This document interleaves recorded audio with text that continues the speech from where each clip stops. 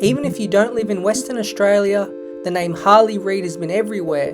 All the major AFL media shows and papers have been talking about him, and it has built up hype beyond all other draft picks. To some people, the name Harley Reid and his photo have been used at a near out of control level over the past 12 to 18 months. It's almost a micro version of the Taylor Swift phenomenon. It starts off slow, then builds and builds and builds until it becomes the biggest thing in the world, where people mention your name for the sake of it. I'm a hypocrite myself because I'm doing it, but where did this all begin, and what can we actually expect of Reid in his first season? His name first came about in late 2022 and early 2023. As a bottom ager in the under-18 champs, Reid played extremely well and was already showing off the power and skill he has. In the 4 championship games for Vic Country, he averaged 20.3 disposals, 6.5 marks and kicked 2 goals. Fantastic numbers for a 16-17-year-old. He was named All-Australian, playing mainly off halfback, and was named in the Coates Talent League Team of the Year. It led to draft expert Cal Toomey saying clubs would have looked at Reid at pick 1 in 2022 if he had been eligible. So coming into 2023, it was clear he was the best prospect, and a few things added up in that year to get us where we are. On AFL.com, the show Gettable, hosted by Cal Toomey and Riley Beveridge, did have an impact. It's a draft and trade show going over the latest news and rumours from 2 very connected sources in the AFL landscape. They mentioned Reid quite a bit, as well as other prospects such as Nick Watson. Both were on the show during the season, and it was only one of a few interviews and chats that Reid did publicly, so to an extent, he was responsible for a little bit of the hype building. The rest really wasn't his doing. TikTok, Instagram and Twitter reels of his highlight plays got big traction, and he did perform well in 2023, although hampered at times due to injury. His 19.5 disposals and 5 goals in 4 championship games got him All-Australian selection again, so his play added to the hype. But it's the West Coast Eagles and speculation that took it over the top. WA is football mad, and West Coast are only behind Collingwood for membership. They were historically bad in 2023, so it opens up an easy media narrative for a saviour. Reid with his flashy plays fits right in. To pair this, either his management leaked it or someone plain made it up that Reid didn't want to go to the Eagles, creating more debate around him and the rights draft prospect should have. He denied not wanting to go to the Eagles, and it's now easy to believe him because he has fitted right in and has been training well.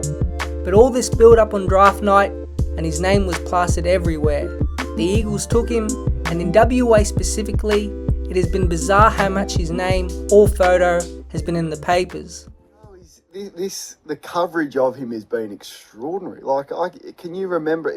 We're up to 30 front or back pages. 30. Yeah, well, I think that's a little bit of the media era. I mean, if Every person associated with the Eagles that is up in front of the media is asked about him.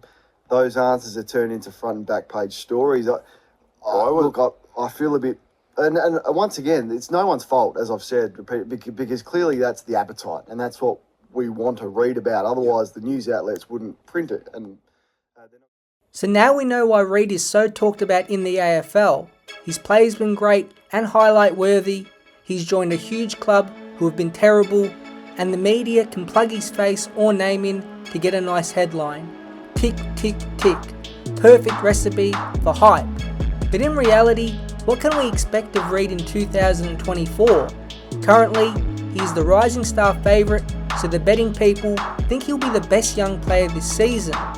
West Coast have been more than happy with his play, and he has had a full pre-season, something he never really had as a junior. In terms of his preparation from the outside, it looks great, and physically, he'll be sharp to start the season. His role will be halfback and midfield, which is becoming so common with high picks. We've seen it with Nick Dacos, Harry Sheezel, teammate Ruben Ginbey, and Hawthorn's Josh Weddle. So if you expect Reid to be like Dustin Martin as a midfielder forward and kick 20 goals, it's not going to happen, and it's smart. The halfback, with some midfield role, will ease the pressure on his body, help him use his great kicking, while giving him some full contact play against other strong AFL on-ballers. The Eagles are not rushing him to be their best player straight away. From a statistical viewpoint, Reid has never been a big ball winner. He's all about impact. It's important to keep in mind when watching him. Dacos, Walsh, Rao and others have gone well into the 30s for touches per game at the under 18 level, but remember Reid was at about 20 disposals per game for the 2 years he played for Vic Country. The halfback role normally allows players to get easier touches, with the kick-ins especially, so it may help Reid increase his stats at AFL level. But don't be shocked if early on he's in the mid-teens for disposals per game, similar to Ruben Ginbey in his first season. The other important point is West Coast are in full rebuild mode, and many have them at the bottom again. It's always hard at any pick coming into a team that is losing and really just beginning a full list overhaul. So with all the articles and talk around him, he's only 18, he's in a bad team, and has a role that is designed to ease him into AFL football. To me, the expectation should be to play 20 plus games, get used to the AFL, and in spots, show off the power and force he plays with. In the Rising Star battle, there are a fair few that are probably in a better position to win it. George Wardlaw's in his second year, Riley Sanders will be playing on-ball at the Bulldogs, and Colby McKercher has a freewheeling, run-and-gun role at North Melbourne alongside Harry Sheasel. They might not be better than Reid now or in 5 years, but the roles and clubs they are at put them in great spots to win the award. So if you think Reid will average 25 disposals, 6 clearances and a goal per game in 2024, I think you are being fooled by this media whirlwind. Just because his name is constantly mentioned doesn't equate to outstanding play right now. Very few players have changed club fortunes even within 3 or 4 years, let alone one. It just doesn't happen.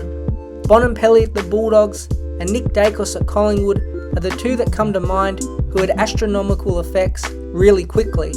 Even a superstar like Petrarca took 5 years to get going. Rosie and Butters endured frustrating seasons at Port Adelaide, and Charlie Curnow had knee issues for years before dominating. It normally takes time. Even Ben Cousins and Chris Judd might not be able to match the excitement for West Coast fans when Reid makes his AFL debut. The WA media has announced him as the prodigal son and prince of the Eagles. He himself has never said the attention has caused him to crumble, and through all the clips I've seen of him, he looks and talks with confidence. But let's hope he has a great first season and that the brutal and overwhelming WA media doesn't eat him up alive. As much as they can love you, they can turn on you in an instant and make you public enemy number one. They've had no problem building him up to be the most hyped draft player ever, and will equally have no issue in tearing him down if he falls flat. It's going to be so fascinating to see how his journey plays out.